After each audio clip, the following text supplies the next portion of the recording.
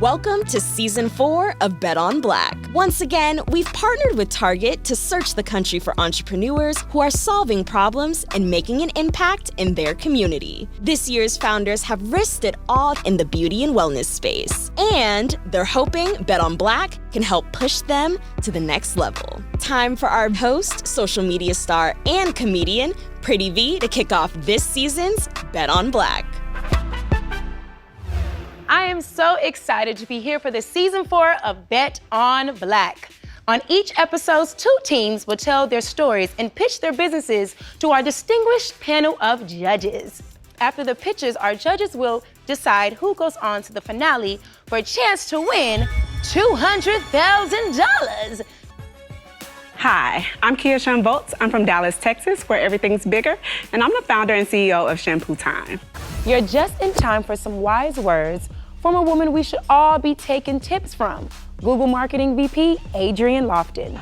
Let's pay close attention while she shares these gems with Kia Shun, CEO of ShampooTime. I am so excited to help in any way that I can. I say this to my team, there's no question off limits. So anything you want to ask, any way I can help, I'm here today, and I'm here, for the long haul. So I'm excited to meet you. I'm excited to be here. What's the first step to jumping into marketing, paid marketing? So the first thing I would say is you start by saying you haven't done marketing since you started the business. Okay. I've watched your business. You've done a lot of marketing. Okay, so myth number 1 we're gonna bust is marketing isn't just when you're paying for it. Okay. Marketing is everything you do when you show up in front of the consumer. So I have spent time on your Instagram page as an example. I have seen some of the testimonials from celebs and moms that are using your product.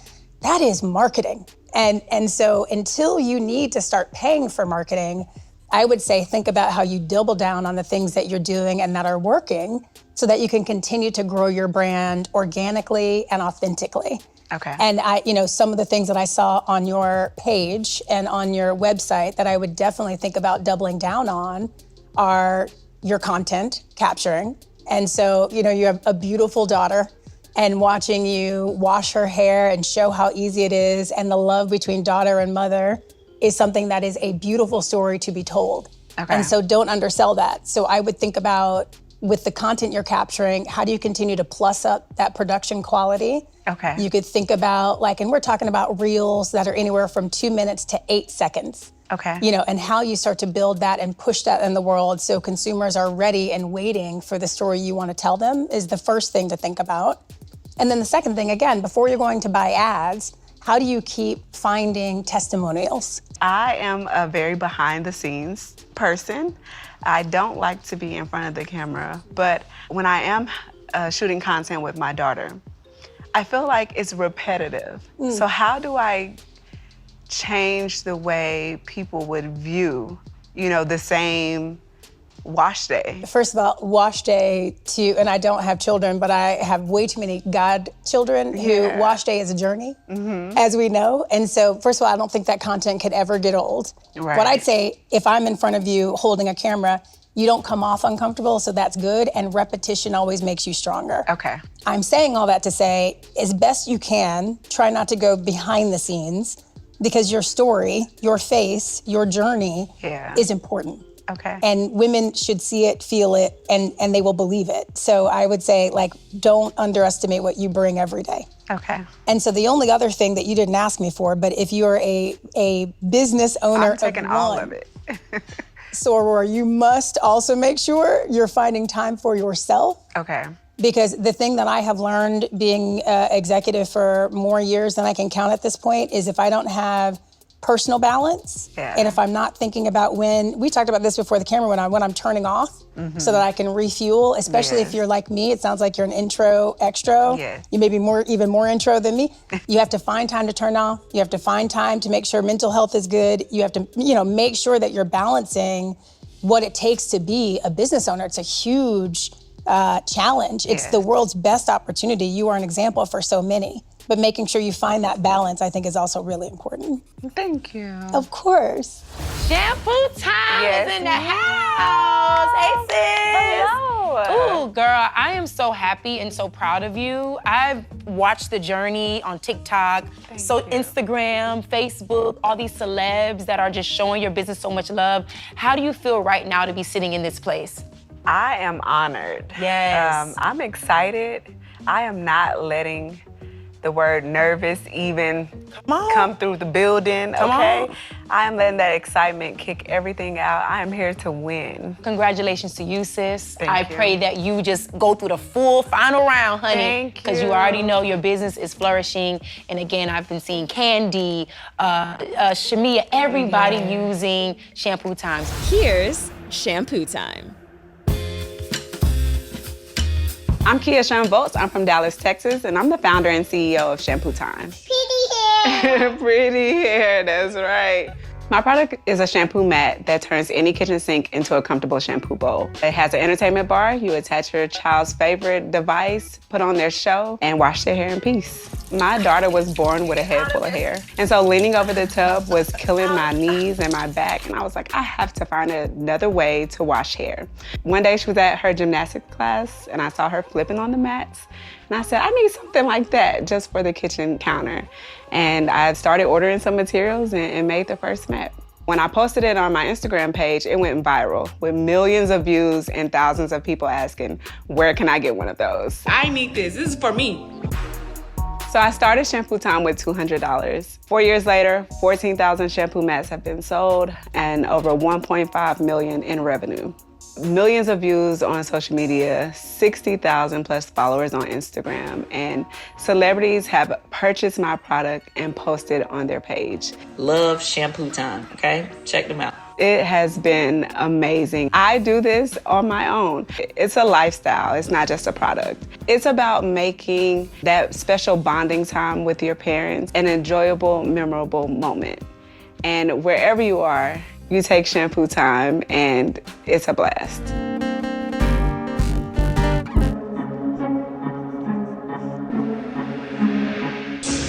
One in two Black children will experience hair discrimination as early as the age of 5, and the impact can last a lifetime. I know firsthand, being one of the only Black kids at a predominantly white school. I used to beg my dad for a perm because society's perception is that straight hair is beautiful and natural hair is not. But the problem is, wash days are still a traumatic experience.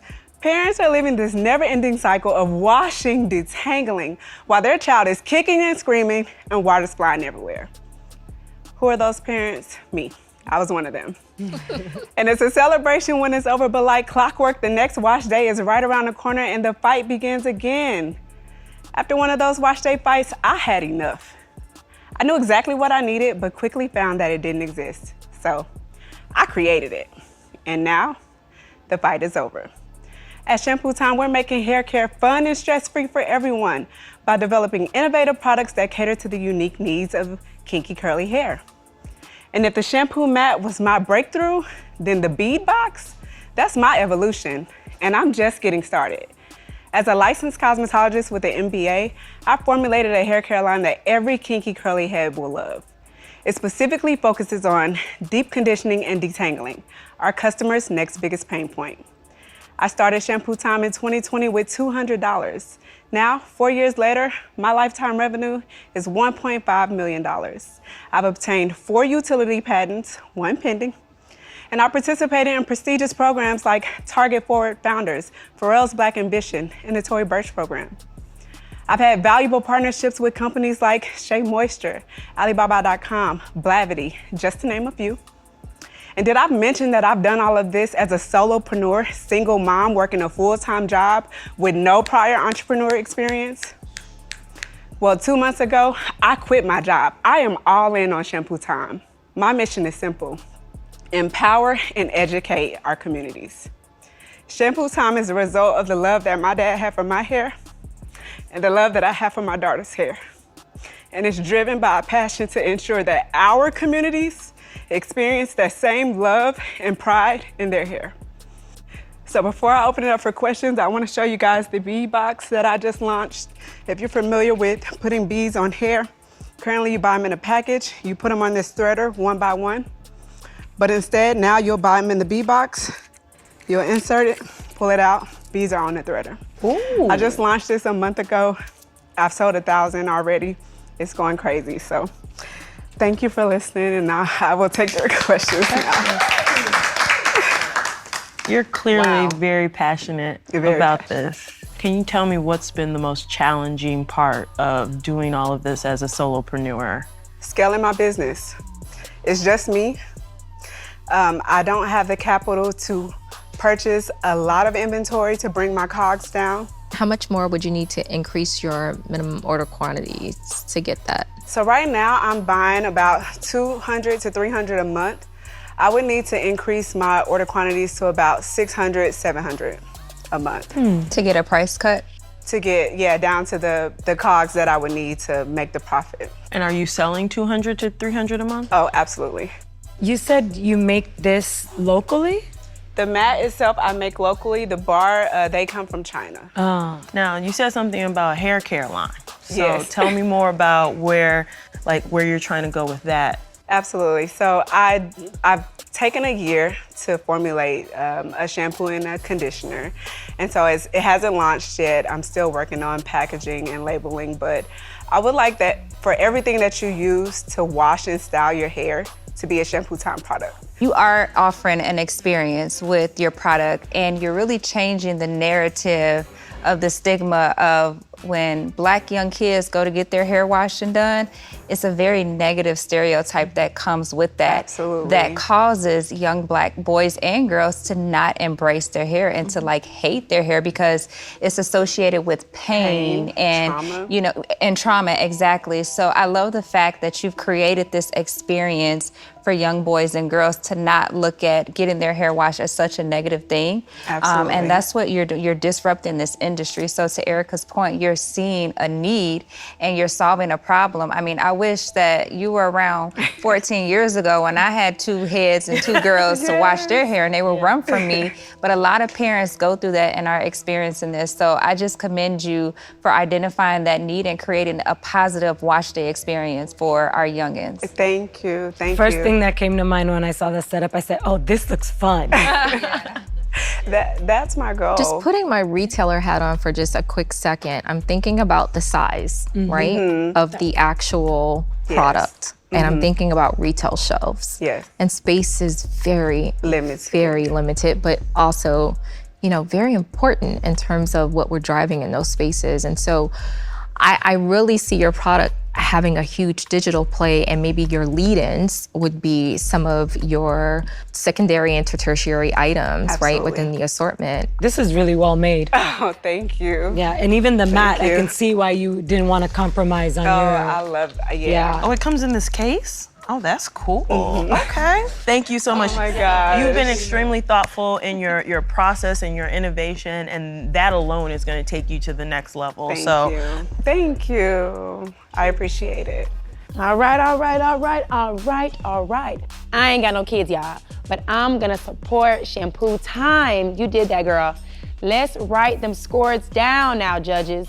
In the meantime, between time, did anything surprise y'all about Kia Shun's pitch? She has built a brand and generated 1.5 million in revenue by herself. By herself. Yes. But I think for me, it is seeing the need for something and just going out and building it. Like that, and like we were saying earlier, ShampooTime, hair, wash day is so sacred. Yeah. And she's changing the narrative. And I love that about it, because this is more than just a product. I feel like this hits at a very cultural level. For sure. Parents are gonna buy anything for their kids, right? So, and also people That's also gonna make their lives better, easier. Exactly. And we buy solutions to problems. So she has a great solution to a problem that almost every Black household has. And so she needs to lean into focusing on the story around the solution. absolutely. Well, I know that's right. I need a ShampooTime mat for my big behind. I know that's right. All right, anywho, there's so many great contestants. Who's your favorite? I'll let y'all think on that. So I am so hard on myself. My mom says that all the time. You're a perfectionist, and so I just don't feel like I answered the questions to the best of my ability. But they got the gist of what ShampooTime is all about, and so that's what matters. I am here at the Bet on Black casting. Google has gave us these Google Pixel phones, and I feel like a celebrity. So I cannot wait to go on and do my pitch. I'm all ready to go. The inventor of the Goddess Locks technique, Dr. Carrie Williams, shared some knowledge with all the contestants. I am launching into the hair care space. So I wanted to know if you have any do's or don'ts when it comes to like creating hair care products. First, let me just say, I love your product. Oh, thank you. I'm like, I wish my mama had that when I was a little girl. Thank the way my you. neck was hurting. On them. I guess like what's your top do and your top don't? Something that could really help you break into the industry is finding those innovative ingredients as well. Okay. Because there's so many products already that exist for like hair care and hair styling that really some of the things that really distinguish or like make a product feel special is when we start to discover new and innovative ingredients that we know work, but no one's really using or like formulating with, but they're gonna get results. So that would be like my top do. My top don't would be to just do what everybody else is doing. You talk about challenges. How have you built your village? How have you built your support system as a founder? A lot of my village and my support system has come from just my family, my friends who have been there and seen me go through the process. So kind of just like a natural foundation. Like they were the ones when I was like charging $15 for cornrows, who was like, Carrie, you can braid my hair. Yeah. So I've developed that village that just kind of comes. But then I would say on my journey, really just being attracted to people who have like minds. I am just such an authentic, open, genuine person. And so I feel that when I'm interacting with people, and if I can sense, or even just in discussion, we are just on the same journey and same path, I continue to walk with those individuals. Now, I know y'all want to hear how Jaleesa's been scoring these contestants, but she's not giving y'all the answer, so stop DMing her, please. Okay, Jaleesa, tell me who's winning. All right, on the next episode, we'll watch Bees by You and Umber by Jay Lene show us why they're deserving of the $200K and the crown. But until then, it's your girl, Pretty V, and this is Bet on Black. See you in a minute, y'all.